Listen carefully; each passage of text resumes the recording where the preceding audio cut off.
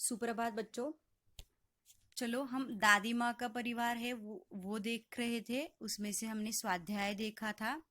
मैंने आपको स्वाध्याय के जो उत्तर है वो भी बताए थे, जैसे कि घटना के अनुसार क्रम लगाकर लिखो और एक दो वाक्यों में उत्तर लिखो। यहाँ तक हम आ गए थे। भाषा की ओर भी हम चले थे। निम्नलिखित शब्दों के वचन बदल कर लिखो, वाक्य में प्रयोग करो। तो आपको यहाँ पे वाक्य में प्रयोग करने हैं। जैसे कि मैंने आपको बताया, वचन की परिभाषा बताई थी। वचन के वचन दो होते हैं वो बताए थे। एक कौन सा? एक वचन और दूसरा बहुवचन। बहुत अच्छे, वेरी गुड। तो ये दो वचन हैं हमारे। उसमें से मैंने आपको परिभाषा भी बताई थी और परिभाषा बताकर उदाहरण भी दिए थे। तो यहाँ पे हमें स्वाध्याय में उन्होंने बताया है कि थैलियाँ और थैली, उसका वाक्य में भी प्रयोग किया है। पॉलीथीन की थैली का प्रयोग नहीं करना चाहिए, है ना। ये हमारा वाक्य ऐसा बनना चाहिए। आगे वाला शब्द देखिए, यहाँ पे उन्होंने बताया है पंखा। तो पंखा देखिए यहाँ पे उसका वचन क्या बदल सकता है, बताइए तो जरा। पंखे। बहुत अच्छे। यहाँ पे एक शब्द उन्होंने, देखो यहाँ पे थैलियाँ बताया था बहुत सारी, और यहाँ पे हमने थैली लिखी है तो एक। यहाँ पे पंखा है एक, नीचे हम लिखेंगे पंखे। तो हम इसका वाक्य में उपयोग कैसे करेंगे? दोनों कमरे में पंखे लगाए गए हैं, है ना। इस तरह से आपको वाक्य बनाना है। आगे है दीवार। दीवारे का वचन क्या बदलता है? मैंने तो बता दिया आपको, दीवार है और उसका दीवारे वचन होता है। मतलब दीवार एक और अनेक दीवारें, है ना। तो इसका वाक्य में प्रयोग आप कैसे करेंगे? हाँ, तो कलर देने के बाद या पुताई के बाद घर की दीवारें क्या करती है? चमक उठती है। इस तरह से आप वाक्य बना सकते हो। आगे है राजा। देखिए, राजा का वचन बदल नहीं होता है, राजा का राजा ही रहता है। कुछ शब्द ऐसे हैं जिनके वचन बदलते नहीं हैं, उनके वचन वैसे की वैसे ही रहते हैं। जब हम ग्रामर सीखेंगे तब मैं आपको और ही ठीक से बताऊंगी कि वो किस तरह के शब्द होते हैं जिनके वचन नहीं बदलते हैं। समझ में आ गया? तो राजा का हम वाक्य में उपयोग कैसे कर सकते हैं? हाँ, जो आपको आता है उस तरह का आप वाक्य में प्रयोग कर सकते हैं। आगे वाला शब्द है वस्तुएं। तो इसका क्या होगा वचन बदल? वस्तु। बहुत सारी और एक वस्तु, है ना। तो हम व्याकरण के उद्देश्य भी यहाँ पे वाक्य बना सकते हैं। जैसे कि किसी प्राणी और वस्तु के नाम को हम संज्ञा कहते हैं। हमने जो संज्ञा सीखी थी ना, उसमें से हम कह सकते हैं ना, किसी प्राणी और वस्तु के नाम को क्या कहते हैं? संज्ञा कहते हैं। आगे वाला शब्द है भेड़िया। भेड़िया। भेड़िया का क्या होता है? भेड़िए, है ना। तो यह वाक्य में प्रयोग कैसे करेंगे हम? सभी भेड़िए आग से डरकर शिकार छोड़कर भाग गए। इस तरह से आप वाक्य बना सकते हैं और उसका वचन बदलकर लिख सकते हैं। आगे है बहू। बहुए। तीनों बहुए दिन रात बीमार सास की सेवा में लगी रहती है। इस तरह से वाक्य आप बना सकते हैं। वाक्य आप, मैंने बताया वो नहीं बनाएंगे तो भी चलेगा, दूसरा वाक्य आप लिख सकते हो। रोटी, रोटियां। माँ ने बहुत सारी रोटियां बनाई, है ना। इस तरह से आपको वाक्य बनानी है। समझ में आ गया स्वाध्याय? वेरी गुड, बहुत अच्छे। मैं आपको और भी कुछ प्रश्न देती हूँ, उनके उत्तर आपको खुद मन से लिखने हैं। जैसे कि देखो, प्रश्नों के उत्तर लिखिए, ऐसा प्रश्न लिखिए, चलो जल्दी। यहाँ पे नहीं है, मैं खुद बता रही हूँ आपको। निम्नलिखित प्रश्नों के उत्तर लिखो। लिखा सबने? निम्नलिखित प्रश्नों के उत्तर लिखो। 1. चिंकी कहाँ रहती थी? चिंकी कहाँ रहती थी?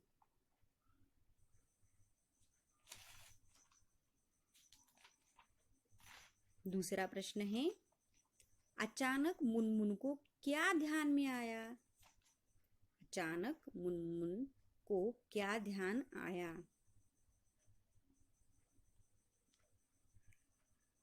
आगे है, दादी मुंह लटकाए क्यों बैठी थी? दादी मुंह लटकाए क्यों बैठी थी?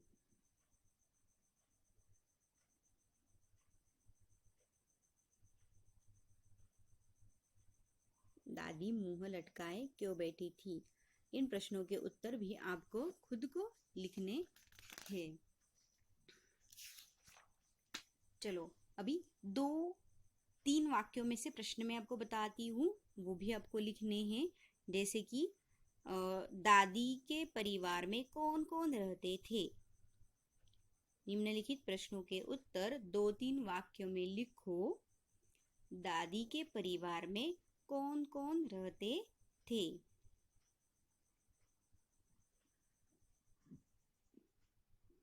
उत्तर लिखिए। दादी माँ के परिवार में नीलू चिड़िया थी, जो अपने बच्चों टीनू मीनू के साथ आंगन में बरगद के पेड़ के घोंसला बनाकर रहती थी। पेड़ के नीचे बिल बनाकर चिंकी चुया रहती थी। चिंकी के भी 2 बच्चे चुस्कू मुस्कू थे। समझ में आ गया? दादी माँ के परिवार में कौन कौन था? नीलू चिड़िया थी, उसके 2 बच्चे टीनू मीनू थे, आंगन में वो बरगद के पेड़ के ऊपर घोंसला बनाकर रहते थे। पेड़ के नीचे बिल बनाकर चिंकी चुहिया रहती थी। चिंकी चुहिया की भी 2 बेटे थे, उनका नाम चिस्कू मुस्कू था। तो ये प्रश्न का उत्तर मैंने बता दिया है। आगे वाला एक और प्रश्न लिखिए। चिड़ियों में मातम क्यों छा गया? चिड़ियों में मातम क्यों छा गया? तो देखिए, इसका उत्तर हम कैसे लिखेंगे। एक बार शाम के समय बहुत से चिड़िया धान के खेत में दाना चुग रहे थे। वहां एक बहेलिया ने अपना जाल बिछा रखा था। दाना चुगने के बाद जब चिड़िया अपने घर की ओर जाने लगे, तभी क्या हो गया, सब जाल में फंस गए। इसलिए चिड़ियों में मातम छा गया था। इस तरह से आप इसका उत्तर लिख सकते हैं। आगे है, चिड़िया जाल से किस प्रकार मुक्त हुई? आगे वाला प्रश्न है, चिड़िया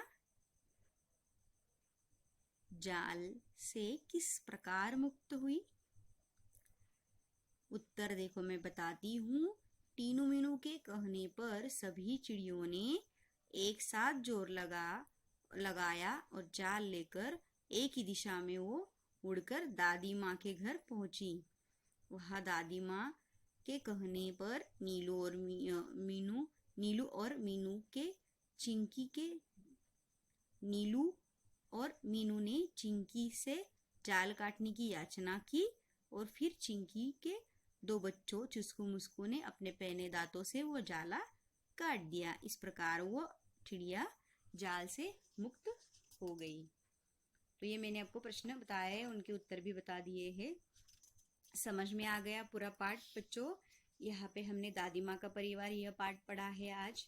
मैंने आपको इस पाठ में से कुछ कठिन शब्द है, उनके अर्थ भी बताए हैं, मुहावरे बताए, मुहावरों का अर्थ भी बताया है, कहावतें बताई है, और उसके बाद मैंने आपको कहा है कि मुहावरों का वाक्य में प्रयोग आपको करना है। उसके बाद हमने कुछ प्रश्न देखे, यहाँ पे मैंने उनके उत्तर आपको बताए हैं। कुछ प्रश्नों के उत्तर आपको खुद को लिखने के लिए कहा है। जैसे कि भाषा की ओर आपको लिखना है, वचन बदल कर मैंने आपको बताए हैं, आपको बस वाक्य में प्रयोग खुद का खुद करना है। यहाँ पे चिड़िया मतलब एक दो वाक्यों में भी उत्तर मैंने जो है वो भी आपको बताए हैं। उसके बाद हम चलते हैं, यहाँ पे कहानी थी, मैंने आपको बोला था सोच के रखने के लिए, आपको कहानी बतानी थी। मैं आपको एक कहानी बताती हूँ इन शब्दों के आधार पर।